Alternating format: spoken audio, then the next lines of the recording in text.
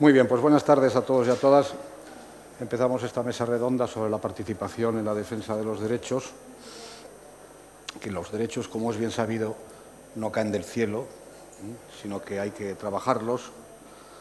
Antes se decía que la tierra para el que la trabaja, pues podríamos decir que los derechos para los que lo trabajan. No los derechos para el que los trabaja, porque no se puede plantear una reivindicación de defensa de derechos desde un plano estrictamente individual. Tiene que ser un plano colectivo. De ahí la importancia que tiene la participación en una materia tan fundamental como esta, en todo orden de cosas, no solo en los derechos personales, sino en los derechos sociales, en los derechos de ciudadanía. Y ahí estamos todos llamados, porque de otra manera es difícil que pueda la tarea resultar con éxito. Desde esa perspectiva, esta mesa nos da la oportunidad de conocer, yo diría que 4 enfoques distintos. En primer lugar, vamos a decir cómo se gestionan, cómo se gestan, cómo se elaboran los derechos. Y desde esa perspectiva nos va a hablar Marta. En segundo lugar, cómo se defienden los derechos. No basta con que los derechos queden enumerados en un papel, incluso en el Boletín Oficial del Estado, si después no se defienden y no se reivindican. Y para ello contamos con un activista como Juan de Dios Ramírez Heredia. En tercer lugar, tampoco basta, además de la enumeración o de la formulación, la defensa, sino que es necesario ejercerlos. Y de eso nos puede hablar con conocimiento de causa Ángela.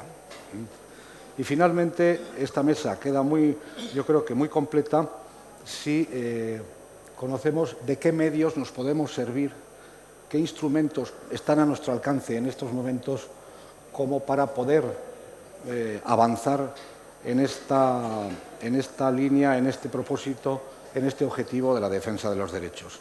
Y sobre eso es lo que nos va a hablar Irene. Presentándoles muy brevemente Marta, que es la que tengo a mi izquierda, que es sevillana. ¿Eres sevillana? Baila sevillanas a su manera, pero las baila, me ha dicho. Está realizando un curso de formación ocupacional de orientación laboral. Ha trabajado en varias empresas ordinarias y ahora está haciendo prácticas en una clínica en Sevilla. Es muy extrovertida, habla muy deprisa y es una persona feliz. Sí. Feliz. Juan de Dios Ramírez Heredia, no sé por dónde empiezo. Juan de Dios es maestro de GB, es funcionario en Televisión Española, es doctor en Ciencias de la Información por la Universidad de Barcelona, ha sido diputado desde el año 77 al 86 y después del 86 al 99 miembro en el Parlamento Europeo y es presidente de Unión Romaní, que es una organización constituida básicamente por gitanos y para defensa de los gitanos, de manera que tiene una trayectoria muy amplia en esta materia. Ángela me parece que es la primera persona con síndrome de Down que alcanza un puesto de representación política como es la concejalía en el Ayuntamiento de Valladolid, en donde venía trabajando antes. Por tanto, a mí me parece que en ese sentido eso constituye un hito. Eso constituye un hito y una responsabilidad de la que ella es consciente. Hay mucha gente que está mirando qué es lo que hace, qué es lo que es capaz de hacer. Y, por tanto, ese ejercicio de los derechos puede abrir camino a muchas otras personas que se incorporen a la vida política no solo como votantes, y esa es una pelea que todavía no está resuelta porque hay muchas personas con discapacidad intelectual que ni siquiera tienen reconocido el derecho de sufragio, sino a ser elegida como representante de la ciudadanía. Por eso, a mí me parece que el papel de Ángela Bachiller es clave en este momento y en este contexto en el que estamos hablando, ¿no? Y finalmente, Irene es la directora de campañas de Change.org, que es la mayor plataforma de peticiones del mundo. Y en este momento, ahora está como digo, la dirección de campañas. Ha sido directora de campañas también en Intermon Oxfam, en España. Ha trabajado en Bruselas en la oficina del Consejo Internacional de Rehabilitación de Víctimas de la Tortura, en la Unidad de Derechos Humanos de la Comisión Europea, y ha estudiado Derecho en la Universidad de Deusto y máster en Derechos Humanos y Democracia en las Facultades de Derecho de Italia y de Bélgica. De manera que cuando habla de esto sabe de lo que habla. No es una instrumentista de una plataforma digital más o menos potente, sino que actúa en ella con conocimiento de causa. Por tanto, yo creo que tenemos una mesa muy completa. He hablado 7 minutos, es decir, 5 minutos más de lo que tenía previsto, y ahora a quien le toca hablar es a Marta. Marta, cuando tú quieras. Bueno, perdón, no me he presentado, yo soy Paulino Azúa, es director de FEAPS. Cuando tú quieras. Ante Primitiva, Sayago, y leo el Camino de Cádiz ahora mismo. Ahora vamos a ver cómo preparamos nuestra participación para el evento que tuvo lugar en octubre de 2012 en Cádiz, bajo el título Cádiz. Uno de los regresos, este trabajo tenía 2 objetivos. 1. Hacer que las personas con discapacidad intelectual conozcamos nuestros regresos, a ver si que cumple o no, y si damos propuestas para reivindicarlo. 2. Hacer que la sociedad conociera nuestras reivindicaciones y que las instituciones y los ciudadanos nos ayudarán a cumplirlos, para así ser ciudadanos plenos de derecho. Nuestro trabajo empezó en diciembre del año 2011. En mes de FEA formó un equipo de 12 personas, de las que 8 eran personas con discapacidad intelectual. El equipo se encargó de impulsar, coordinar, analizar el trabajo de las personas con discapacidad intelectual durante todo el año 2012. Para eso se difundió este proyecto con carteles, cartas, vídeos, textos para redes sociales, comunicados internos, etc. Trabajamos los regresos en varias fases. La primera ocurrió en los 6 primeros meses de 2012 y trabajamos con las constituciones de 1812 y de 1978. También leímos la Convención de Naciones Unidas sobre los derechos de las personas con discapacidad. Todo esto lo hicimos nuestro grupo de autogestores de FEA. Después contestamos a una ficha. Mostraba situaciones diarias a las que se vulneraba nuestro derecho y hacemos propuestas para reivindicar nuestro derecho en la sociedad. En esta primera fase participaron en 1.050 personas de 98 grupos de autogestores. Entre todos enviamos 1.070 aportaciones. Para animar a la gente a participar, el equipo de coordinación hizo muchas cosas. Por ejemplo, este vídeo que vamos a ver ahora que fuimos a trabajar en Cádiz.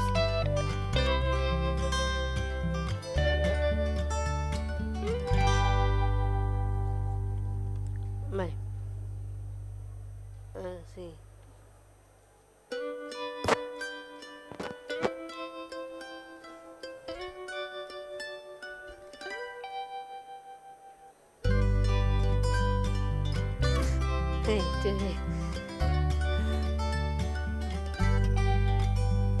Bueno.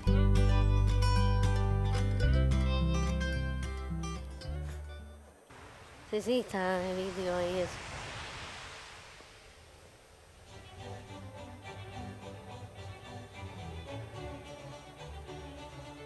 En Cádiz celebramos un gran encuentro de los derechos.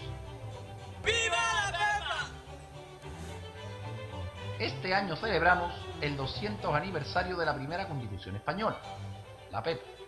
Y para festejarlo, los autogestores del movimiento FEAPS estamos elaborando un manifiesto por la ciudadanía de las personas con discapacidad intelectual. En Cádiz vamos a hablar de nuestros derechos. A todo el mundo. Porque necesitamos. Colabora. Consulta a tu persona de apoyo. Toda la información la tienes en la web de FEA. La defensa de nuestros derechos es cosa de todos. ¡Viva la Pepa!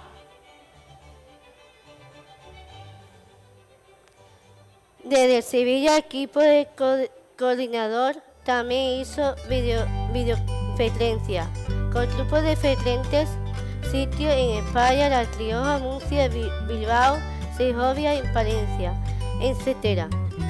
Empezamos a aparecer los primeros mensajes en las redes sociales y las personas del equipo coordinador fueron a dar salas a distintas asociaciones.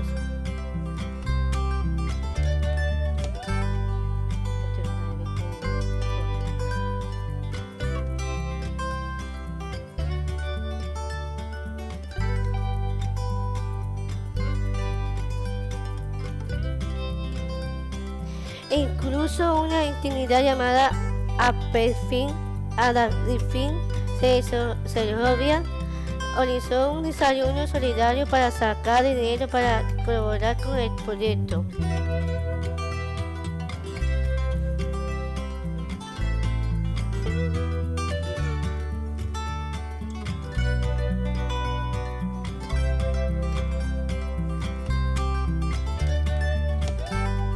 En la segunda fase, el equipo coordinador hizo borradores de manifiesto con todas las aportaciones que había recibido. Para este borrador, el equipo seleccionó las situaciones que más preocupaban a la persona con discapacidad intelectual que había participado durante el acto en Cádiz. Los 132 agricultores que asistimos utilizamos ese borrador. También hicimos nuevas aportaciones. Elaboramos la lista de propuestas para dar a conocer el manifiesto a toda la sociedad.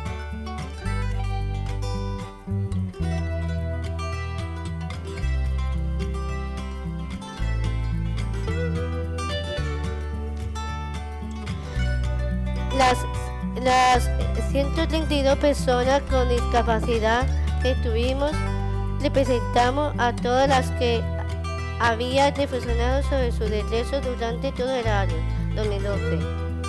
Las condiciones se recogieron en el manifiesto por la plena de ciudadanía de las personas de discapacidad intelectual. Este manifiesto leyó el día 19 de octubre en Auditorio de San Felipe Neri.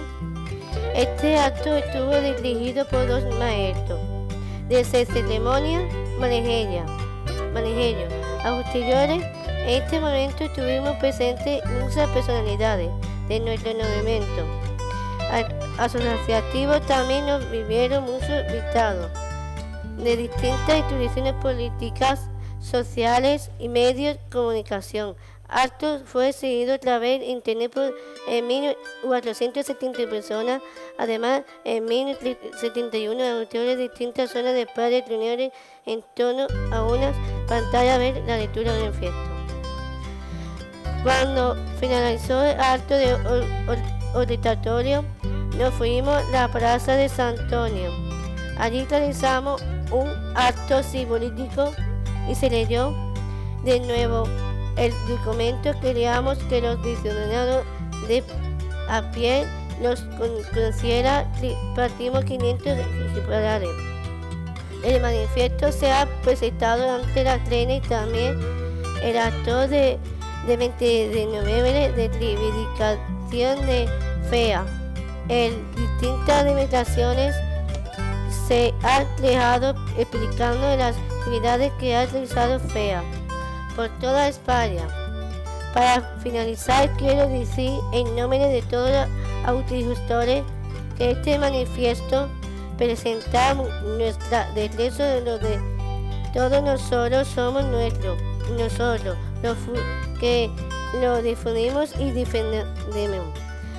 También necesitamos todos los que estáis aquí, nos ayudéis y daros a conocer. Esperamos que este manifiesto continúe sirviendo para cumplir uno de nuestros objetivos, que todos vosotros, toda la sociedad, nos ayudéis a conseguir ser ciudadanos de pleno regreso. Juntos vamos a hacerlo. Muchas gracias.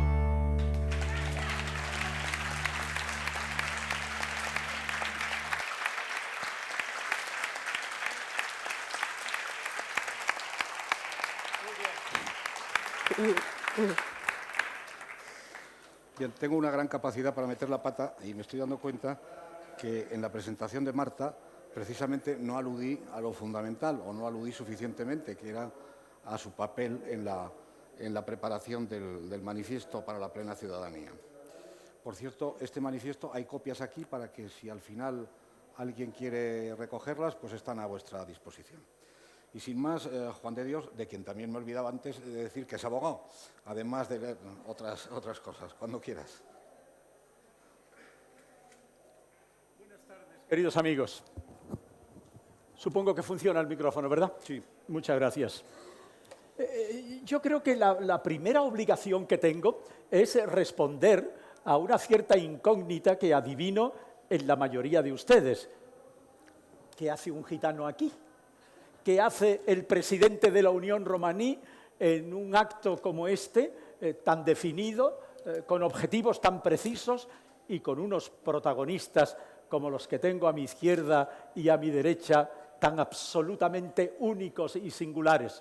Por eso, en los minutillos que me han concedido, creo que tengo obligación de responder a esa incógnita para justificar, entre otras cosas, no solo mi presencia ante ustedes, sino las ideas fundamentales a las que quiero hacer referencia en el ámbito de la defensa de los derechos de las personas con discapacidad.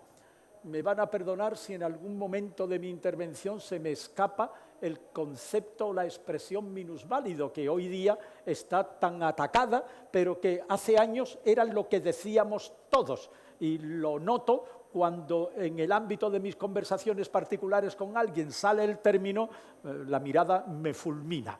Estoy convencido de que la evolución de los tiempos y también del lenguaje juegan su papel importantísimo en lo que pretendemos hacer y decir.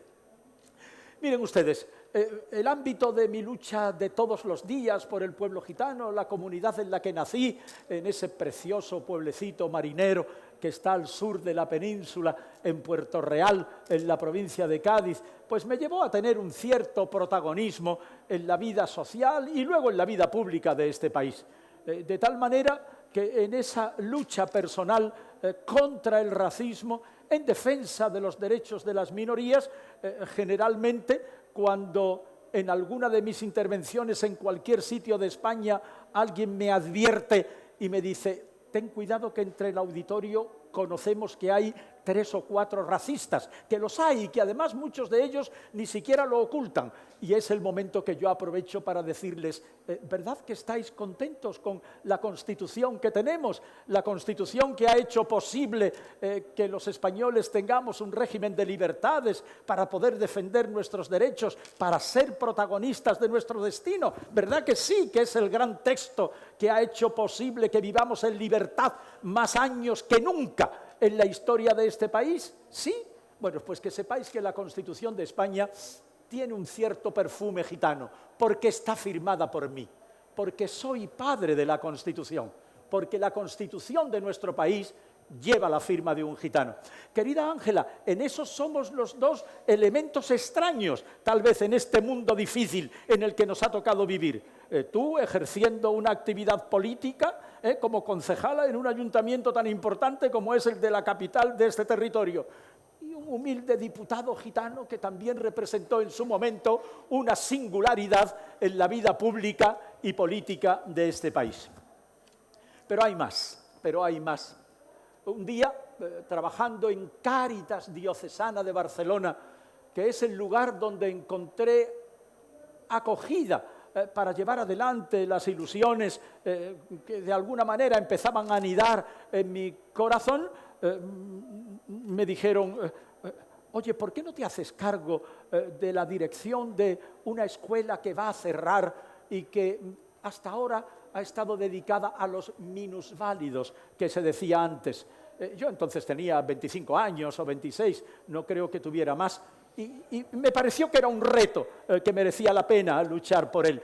Y efectivamente acepté el ofrecimiento que se me hizo. Franco estaba vivo todavía, estamos hablando de los últimos años de la dictadura, y me hice cargo de aquella escuela que se transformó, por la que pasaron más de 1000 minusválidos de entonces, que aprendieron un oficio entre nosotros y que como consecuencia de eso, muchas personas o algunas personas conocen mis libros sobre el mundo gitano, su historia y su lucha.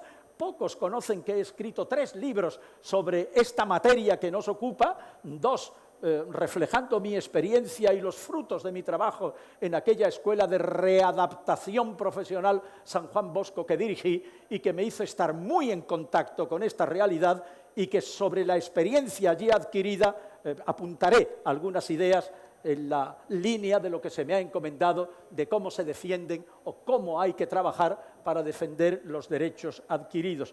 Pero Dios sigue escribiendo con renglones torcidos, y un día llego al Parlamento Europeo, después de haber sido diputado socialista en Barcelona y en Almería durante 8 años, me mandan a Bruselas y Estrasburgo, y me voy a Bruselas y a Estrasburgo, y ahí estoy 12 años más.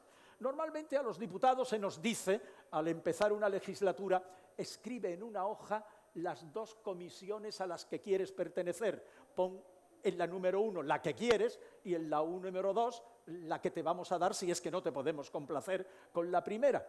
Y recuerdo que en la primera les puse evidentemente la Comisión de Justicia y Derechos Humanos, que es donde me muevo como pez en el agua, que es el mundo que conozco y donde creo que puedo ser más eficaz en mi lucha. Y la segunda la dejé en blanco para presionar a mis compañeros.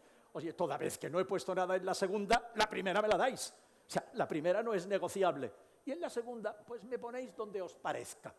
Y mira por dónde, en la segunda me ponen en la Comisión de Transportes del Parlamento Europeo.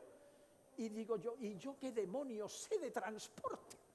¿Y qué sé yo de cabotaje, de Renfe, de trenes, de barcos, de camiones? Pero si no entiendo una palabra de esto, bueno, ya aprenderé.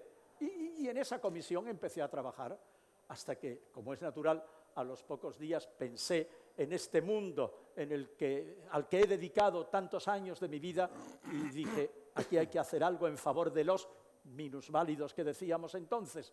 Y puse en marcha una ley europea que además lleva mi nombre, que es para gestionar, crear, potenciar el transporte de los minusválidos en Europa.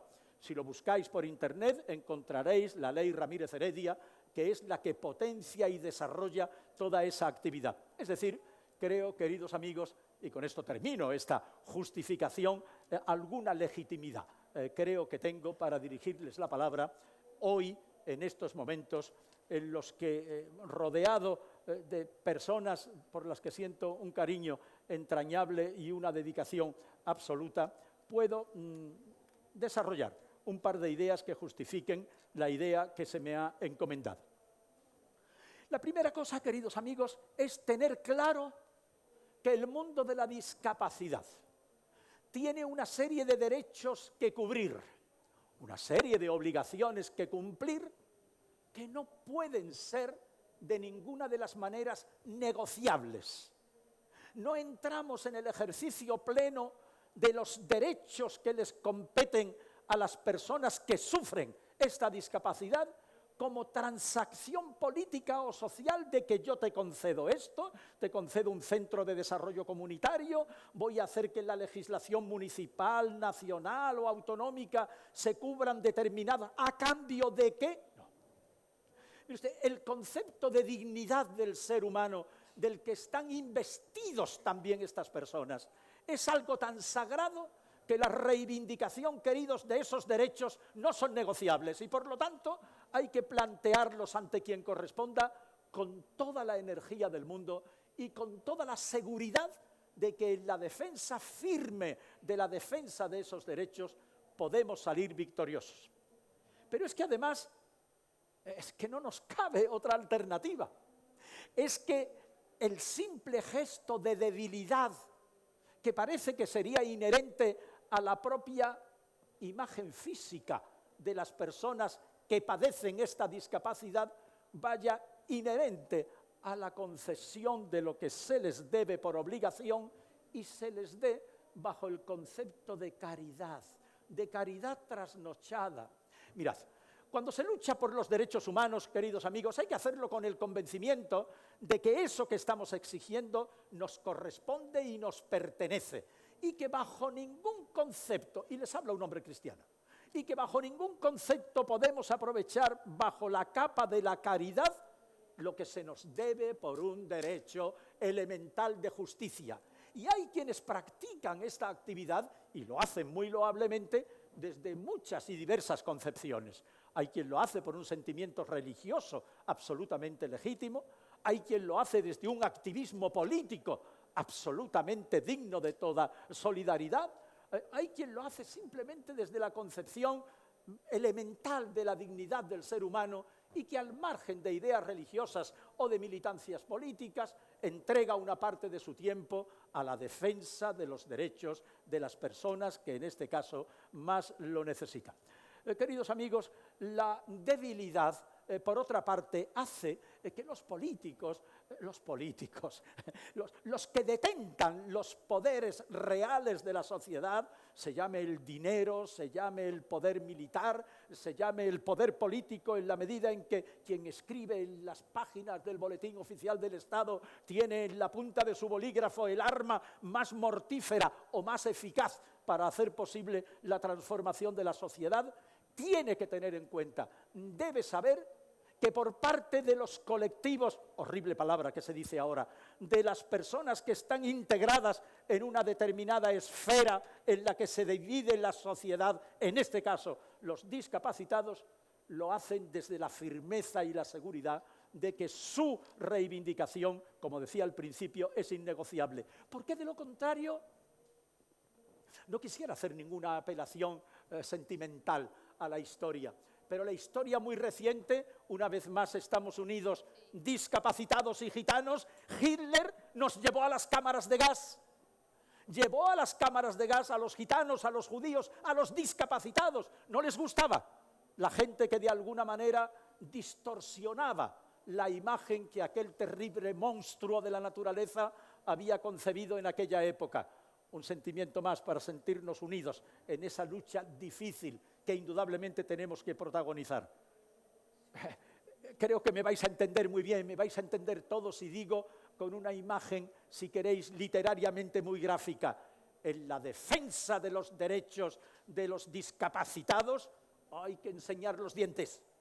A veces hay que enseñar los dientes. Es decir, o me hacéis caso o muerdo, porque indudablemente el derecho que nos asiste justifica, en la inmensa mayoría de las ocasiones, nuestro comportamiento. Querido Paulino, me estoy comiendo los minutillos de una manera tan horrible que te pido la concesión de un par de minutos más. Pienso... Nos conocemos hace muchos años y nos queremos, además, como amigos, desde hace mucho tiempo también. Pienso... Y creo que estas son dos de las ideas también que me gustaría dejar muy claras en el ámbito práctico de la defensa de los derechos que estoy tratando simplemente de apuntar.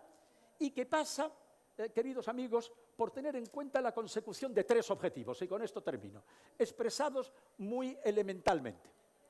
El primero de todos ellos es buscar la complicidad, fijaros bien, de los medios de comunicación. Siempre se ha dicho que el periodismo, los medios de comunicación son el cuarto poder, después de que Montesquieu dijera que el legislativo, el judicial, No, ¿qué demonios? Los medios de comunicación son el primer poder, El poder que tienen los medios de comunicación, la televisión, la prensa, la radio, es un poder inmenso. Conforma la opinión de las mayorías, hace posible que la gente cambie su pensamiento, modela una manera de ser y de sentir de los ciudadanos. Tenemos que conseguir la complicidad de los medios de comunicación. Tenemos que conseguir que los periodistas hagan causa común con la defensa de los intereses de las personas que padecen discapacidad intelectual. Entre otras cosas, seamos conscientes, toquemos con los pies en tierra, porque muchas veces, aun llevados de la buena voluntad, y a ello me referiré en el segundo punto, como ha hecho muy bien Marta, hay que prestar atención, mucha atención, para entender lo que Marta ha dicho. Y pretender desconocer esa realidad es darnos chocazos contra la pared, es vivir en una Arcadia en la que se desconoce hasta qué punto estamos trabajando con unas cuerdas, con unos mimbres, que solo su conocimiento nos va a permitir poder hacer bien el cesto. Antes ha dicho mi amigo y hermano Paulino que soy doctor en Ciencias de la Información, es verdad, imaginaros cuánto me gustaría extenderme en el ámbito de la comunicación y del ejercicio del periodismo. No lo voy a hacer. Quédense con la idea. En la defensa de los derechos, de los intereses de las personas de las que nos ocupamos, la complicidad. Qué bonita la palabra que utilizáis. La complicidad de los medios de comunicación debe ser radical, absoluta. Hemos de conseguir que todos militen junto a nosotros en la defensa de esos derechos. Segundo, la participación personal. Bueno, tengo aquí el mejor ejemplo, porque ¿para qué me voy a extender en teorías y es decir, las personas tenemos que ser portavoces directos de nuestras inquietudes? Nadie nos va a entender mejor que si somos nosotros los que decimos lo que nos pasa. Allí donde sea posible, demonios, que existan muchas ángelas, que vayan a los ayuntamientos, a los gobiernos autonómicos, al gobierno central, al parlamento del país. Cuando uno es portavoz de las propias inquietudes, cuando uno es el transmisor directo de las angustias y de los problemas que padeces, no necesitas a ningún intérprete, porque nadie mejor que tú va a expresar todo aquello por lo que estás luchando. Y finalmente, y con ello termino, queridos amigos, hemos de ejercitar la denuncia. Miren ustedes, yo soy abogado, me gusta meter en la cárcel a los malos y me gusta sacar de la cárcel a los buenos. Me gusta defender a los débiles y me gusta actuar con la contundencia que dice la ley para que se cumpla y para que los perversos paguen como deben pagar. Sé que aquí hay más de un abogado y estudió, igual que lo hice yo, algo muy bonito además, que empiezan a decírnoslo ya en primero en Derecho, que se llama el positivismo jurídico. Es decir, perdonadme, pero creo que eso es interesante para lo que digo a continuación. ¿En qué consiste? Pues mire usted, el positivismo jurídico consiste en que las leyes tienen valor en la medida en que detrás hay una policía para hacerlas cumplir. Porque de lo contrario, las leyes son formulaciones preciosas de buenas intenciones, pero si no se cumplen y no hay nadie detrás que te obligue a cumplirlas, pues se quedan en eso, en hermosas palabras, el positivismo jurídico, que hace posible que las cosas funcionen si se denuncian. Y esa era la tercera idea. Hay que denunciar. A pesar de que en vuestra vida diaria, de todos los días, sois objetos de 1000 agresiones de todo tipo, a continuación hay que denunciar. No podemos conformarnos con decir, bueno, qué mal lo estamos pasando, hay que ver qué injusta es la sociedad con nosotros. Hay que denunciar para que ese hipotético positivismo jurídico haga posible que quien no os respeta os respete y seáis de verdad ciudadanos de pleno derecho. Muchas gracias.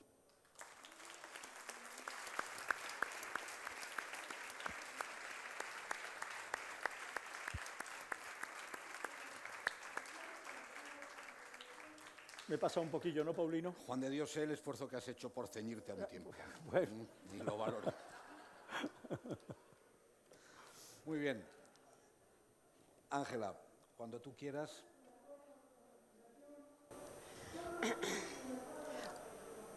Buenas tardes. Muchas gracias.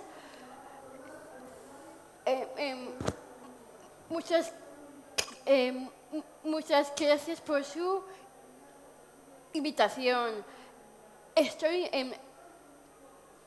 muy contenta de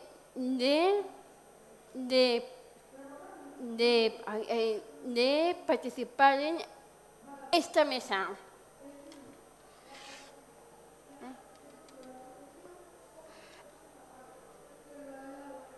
El secretario de Estado de Servicios de Servicios Sociales e Igualdad ha defendido en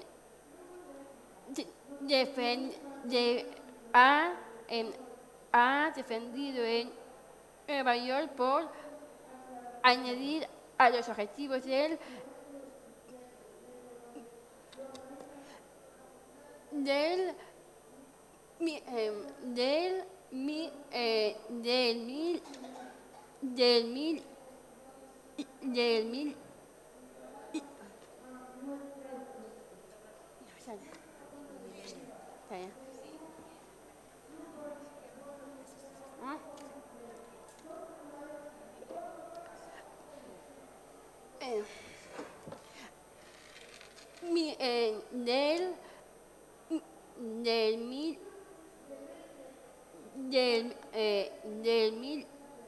milenio, un nuevo compromiso con las personas con discapacidad, porque la futura agenda de desarrollo a partir del año 2015 debe tener en cuenta sus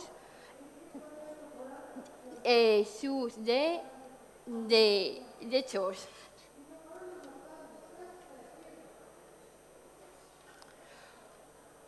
Como he ejercido mis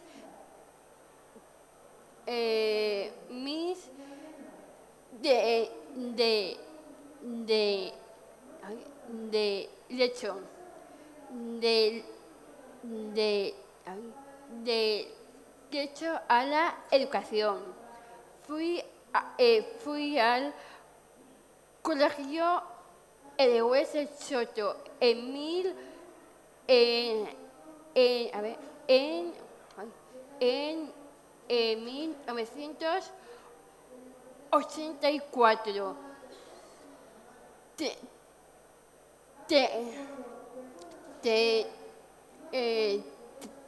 Tenía 1 año. Allí terminé mis estudios de secundaria. En la foto estaba en un acto de fin de curso. Mi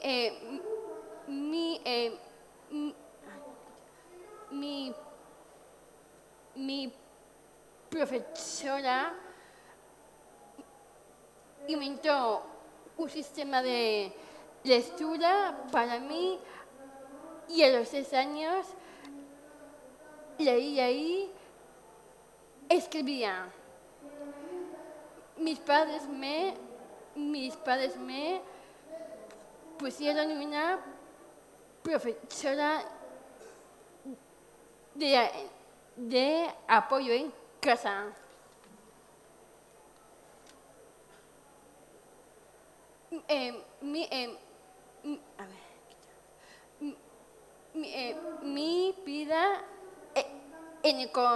Mi vida en el colegio.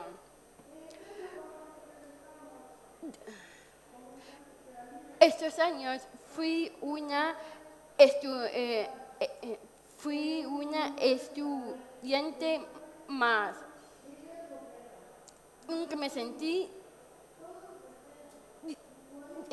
nunca distinta y era muy feliz. Y era muy feliz.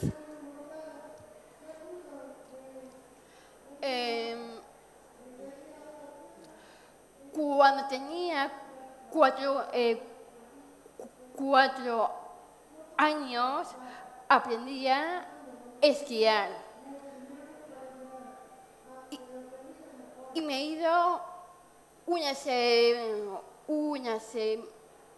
semana a Alto Campo.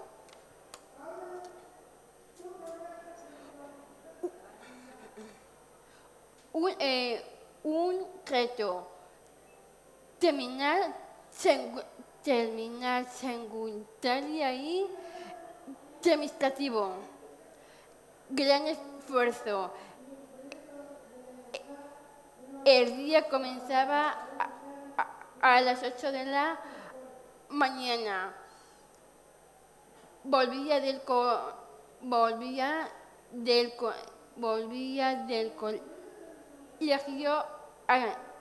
a las 5 de la tarde y de 6 a 8 tenía clase con apoyos de mis profesores y mi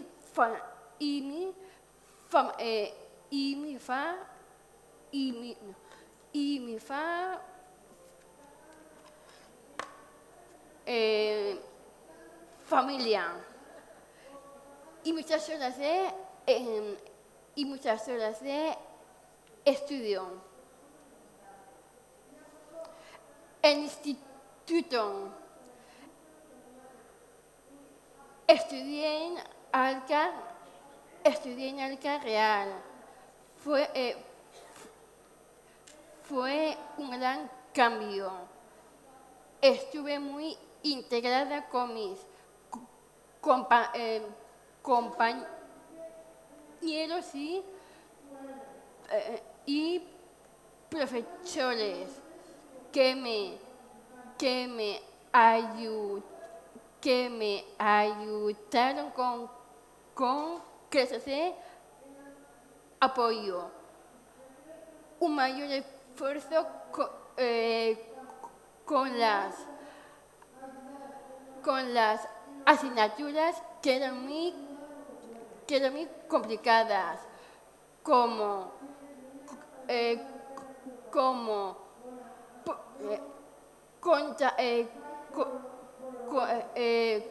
contabilidad y productos financieros. Me sentí feliz e independiente.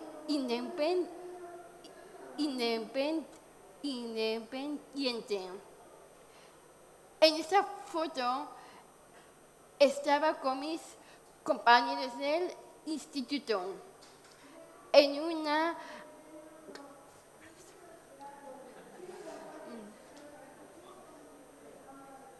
esta es una entrevista que hice a mi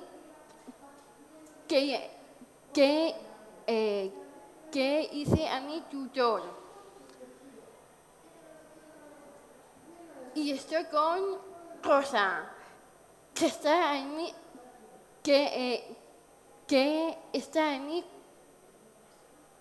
corazón. Esta es la entrevista. A ver qué pensaba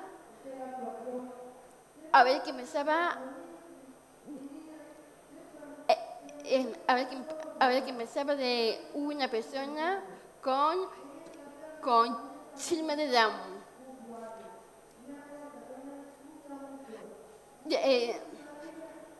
Derecho al ocio. En el colegio y en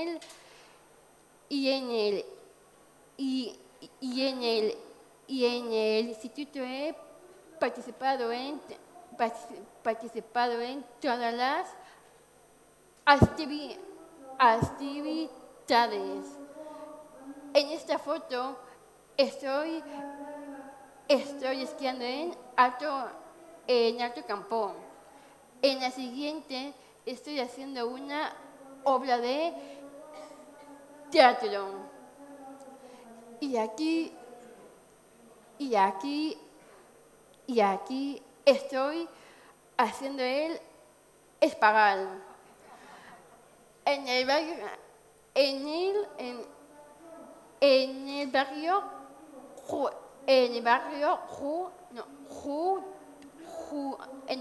judío, en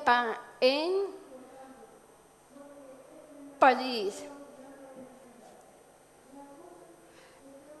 En el viaje de fin de curso, con los amigos.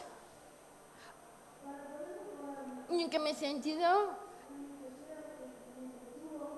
discriminada. Estoy aquí con mis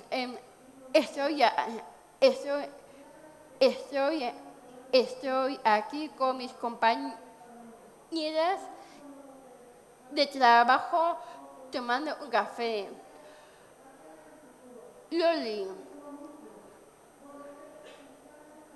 Lola, son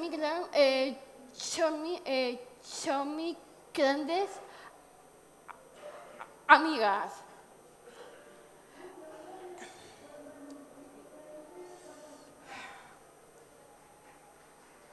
Y con Paola, que es mi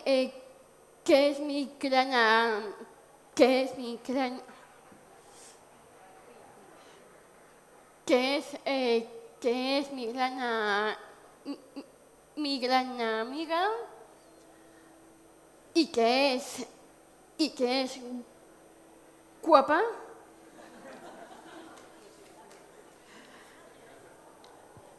Estoy en una gala de pon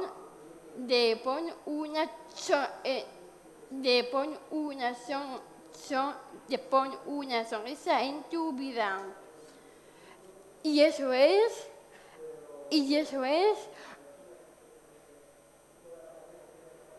lo que tenéis que hacer.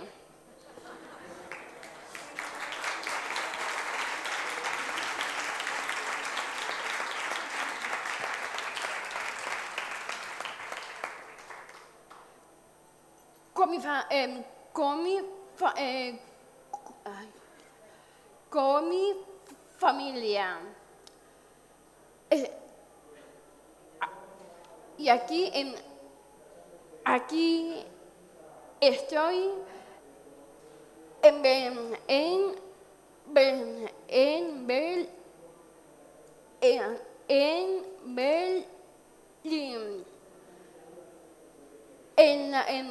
en la isla de los museos, y con mi hermana en Palma de vacaciones, y que es mi pasión. Mis padres siempre nos trataron igual a mi hermana y a mí.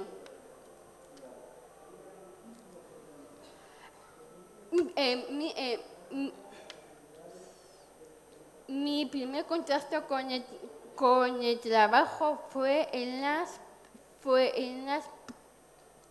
las prácticas del instituto, en la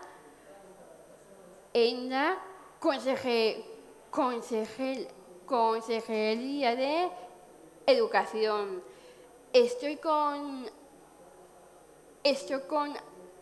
Ana, mi compañera de trabajo. Y aquí estoy en mi trabajo. Ayuntamiento. Retos. Demostrar que era capaz de desempeñar el trabajo. Aprender nuevas competencias. Trabajar en equipo.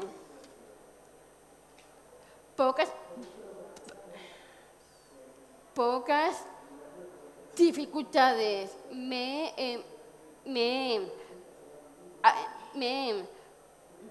adaptado me he adaptado muy bien a los compañeros, al sitio y al tiempo de trabajo de 8 a 3:30.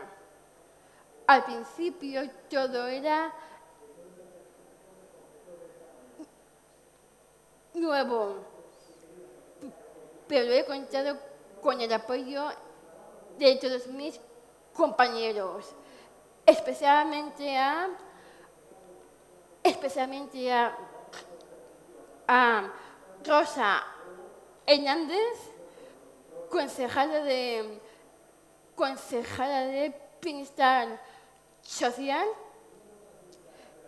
y con Félix, que es el director.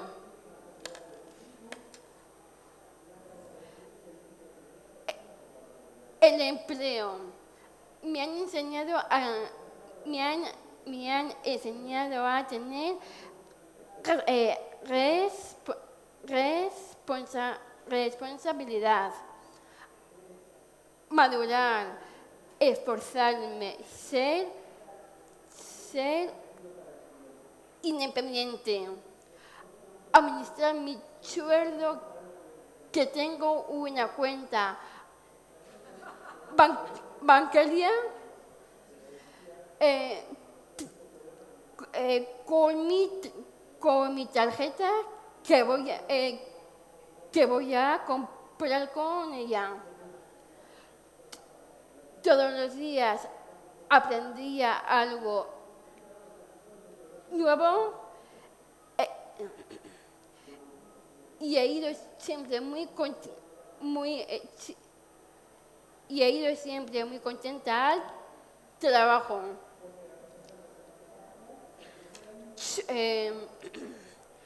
Sufragio activo. He votado desde los 18 años. Pasivo. Compromiso.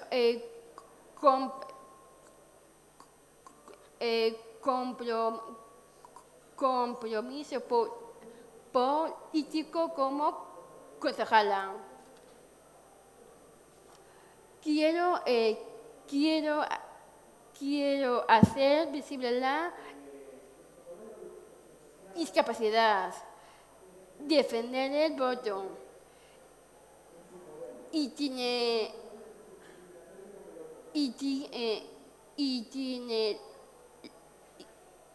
itinerario educativo y de empleo para cada persona con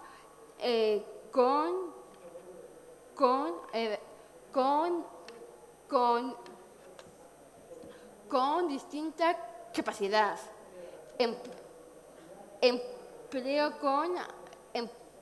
Empleo con apoyo. Oposiciones adaptadas a la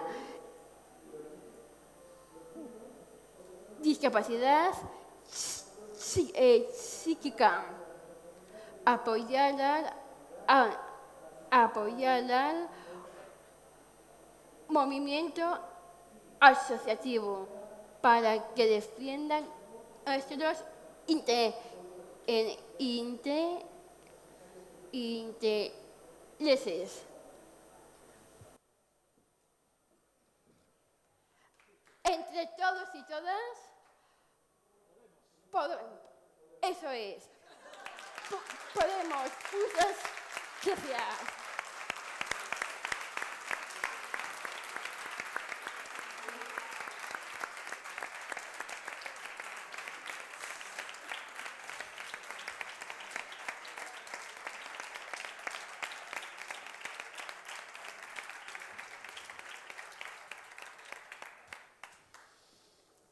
Muy bien, Irene, cuando tú quieras, tú y yo tenemos que coger el tren, de manera... Tú valoras tu tiempo.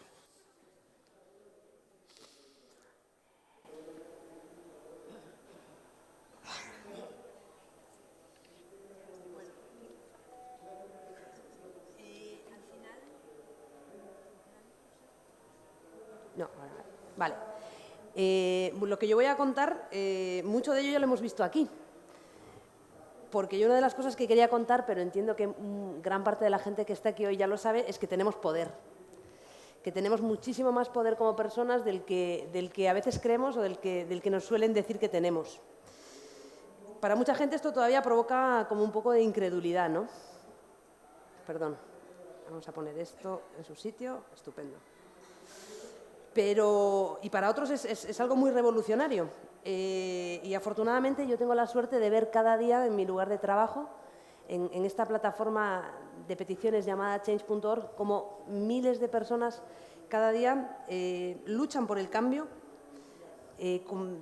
como miles de personas cada día inician campañas, inician peticiones, cómo millones de personas se unen a ellas y cómo consiguen lo que quieren, ¿no? Y consiguen los cambios que quieren ver en sus vidas y a su alrededor. En España Change.org es una plataforma internacional, global, con 50 millones de usuarios en todo el mundo y 4 millones y medio de usuarios en España. Yo creo que eso prueba que a mucha gente le importan las cosas. A cada uno le importan cosas diferentes, pero a mucha gente le importan cosas y quiere ayudar a los demás y quiere apoyar muchas cosas, ¿no? Y quiero empezar hablando de una persona.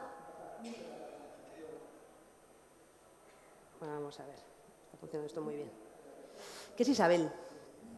Isabel no va a olvidar nunca la noche de Halloween del año pasado. Isabel es la madre de una de las 5 chicas que murieron en el Madrid Arena el año pasado, Isabel de la Fuente. Como sabéis, hubo pues una cadena de cosas que al final terminó en una tragedia, pero lo que a Isabel más le molestaba es que, pese a estar imputado, el organizador de esa fiesta pretendía celebrar una fiesta prácticamente un mes después, en fin de año. De hecho, su hija tenía una entrada para esa segunda fiesta de fin de año también. Y solo 15 días después de que ocurriese esto, Isabel decidió iniciar una petición. Y iniciar una petición no para pedir algo para ella o para su familia, ¿no? Decidió superar su dolor y pedirle a la Comunidad de Madrid que cambiase la ley de espectáculos, que hiciese que fuese más difícil que sucediesen cosas como el Madrid Arena, que incrementase la responsabilidad de los organizadores de estas fiestas, que fuese más difícil superar el aforo, como se superaba alegremente, no solo en el Madrid Arena, sino en muchos otros lugares, ¿no? Que hubiese unos servicios de emergencia, unos servicios sanitarios o médicos presentes, que hubiese una serie de cosas y solo 15 días después de la tragedia Isabel empezó su lucha para cambiar la ley y me dijo, recuerdo la primera vez que la vi, y me dijo, yo voy a ir hasta el final con esto, porque soy muy pesada y voy a ir hasta el final porque se lo debo a mi hija. Yo le dije, nosotros estaremos contigo hasta el final también, y poquito a poquito Isabel consiguió que su petición fuese apoyada por más de 400.000 personas. Y unos meses después, 4 o 5 meses después de iniciar su petición, Isabel fue con las firmas a ver al presidente de la Comunidad de Madrid, Ignacio González, y el presidente de la Comunidad de Madrid en esa reunión se comprometió a cambiar la ley de espectáculos, a incluir muchas de las modificaciones que Isabel estaba pidiendo, y esa modificación está a puntito de ser aprobada ahora en la Asamblea de Madrid, ¿no? Y la petición de Isabel, pues al final o el cambio que ha conseguido Isabel va a ser un cambio que va a salvar vidas, ¿no? Y he empezado con este ejemplo porque quiero hablar muy rápidamente de 2 cosas que yo creo que son claves y que están cambiando las relaciones de poder en el siglo XXI. Y esas 2 cosas son el liderazgo, los cambios que ha habido en el liderazgo y las causas. El liderazgo ha cambiado. Ahora mismo cualquier persona como Isabel, cualquiera de nosotros aquí, podemos iniciar realmente un movimiento alrededor de una causa, ¿no? Yo tengo ejemplos todos los días, pues niñeras de 22 años que han conseguido cambiar la política de un banco, personas con y sin discapacidad que han hecho cosas, con estudios y sin ellos. Hay mucha gente que está empezando a conseguir cosas. ¿Por qué? Porque Internet está poniendo también a disposición de las personas que tienen motivación para hacer algo esas herramientas para crear movimientos, ¿no? Antes crear un movimiento era muy difícil, suponía muchísimos recursos, suponía muchísimo dinero el llevar tu idea a muchos lugares. Lo que ha permitido ahora Internet es que haya pues bueno, herramientas para organizarse o para movilizarse sin necesariamente tener que tener una institución detrás. Y quiero poner un ejemplo también. Vamos a ver cómo. Perdonad un segundo. Cuanto más rápido queremos ir, Paulino, peor. Quiero que veamos este vídeo 2 minutitos. No sé si os suena un caso. Hace unos meses hubo una cadena de hoteles que en 2 ocasiones rechazó la entrada a personas con síndrome de Down. Y al mismo tiempo en televisión había un programa que muchos habréis visto que se llamaba Con una sonrisa, en la que gente con síndrome de Down trabajaba, aprendía con discapacidades psíquicas, trabajaba en un hotel. Esta es Irene, una de las personas que estaban en ese programa. Irene, junto a sus compañeros, quisieron lanzar una petición para pedirle a la cadena de hoteles, que la cadena de hoteles dijo que, bueno, que había sido un error, que no había sido a propósito, que esto no pasaba, pues lanzaron una petición para pedirle a la cadena de hoteles que contratase a personas con discapacidad, que mostrase ese compromiso que decía que tenía, pues bueno, contratando a personas con discapacidad, ¿no? Irene y sus compañeros consiguieron que más de 50.000 personas apoyasen su propuesta y tuvieron una respuesta, por lo menos por parte del hotel, que yo creo que fue, bueno, pues hasta cierto punto satisfactorio también para ellos. Quiero dejaros con este vídeo un minutito y luego voy a unas conclusiones bastante rápido.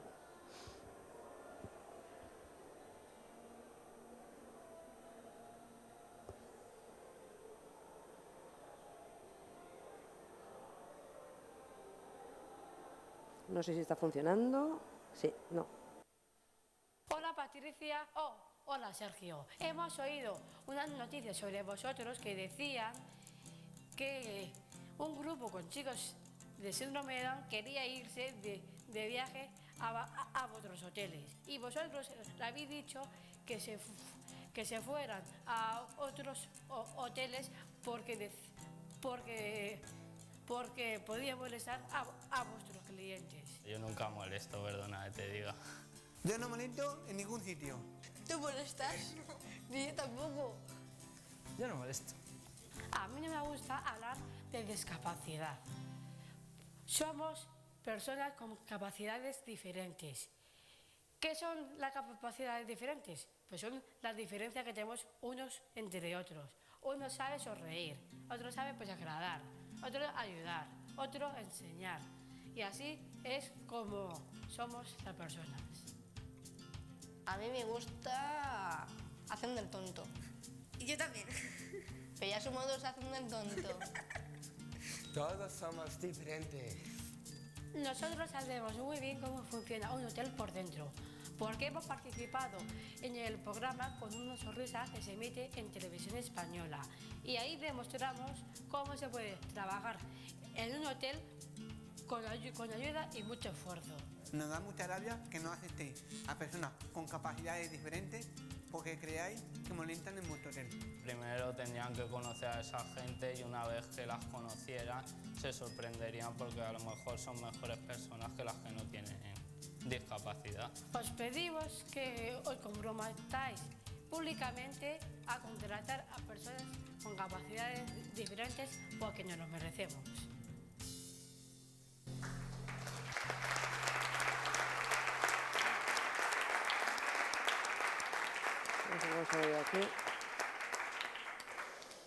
Pues este vídeo fue el que acompañaba la petición de Irene, de Hugo y de toda la gente que habéis visto aquí y que, como os digo, ha conseguido, pues consiguió llegar a más de 60.000 personas y bueno, provocar también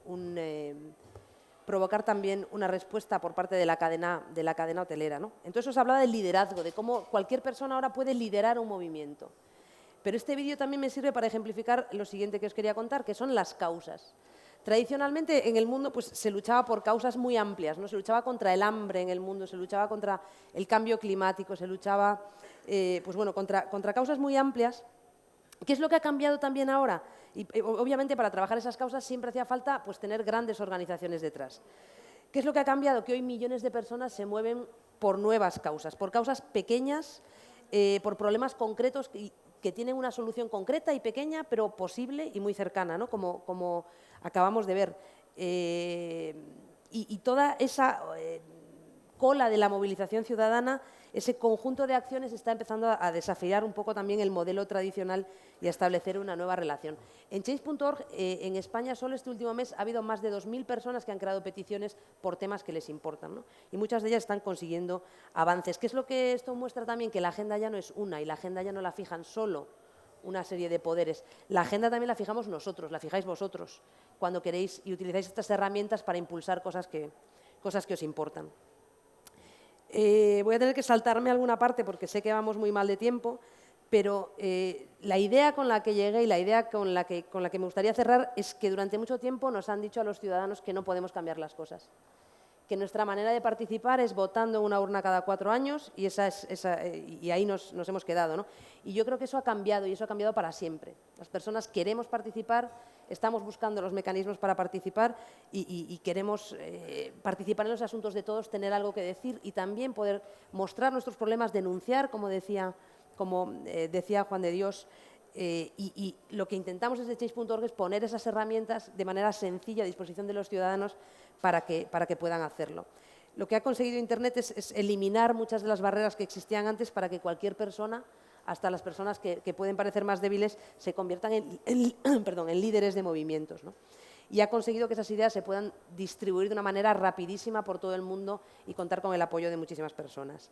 Básicamente lo que Internet ha conseguido es que los ciudadanos funcionemos un poco como un enjambre, ¿no?, de abejas, un enjambre de abejas que se juntan en un momento determinado y en ese momento pueden acabar con el elefante más grande. Esa es la fuerza que tenemos nosotros y esa es la fuerza que tiene Internet para la movilización. Muchas gracias.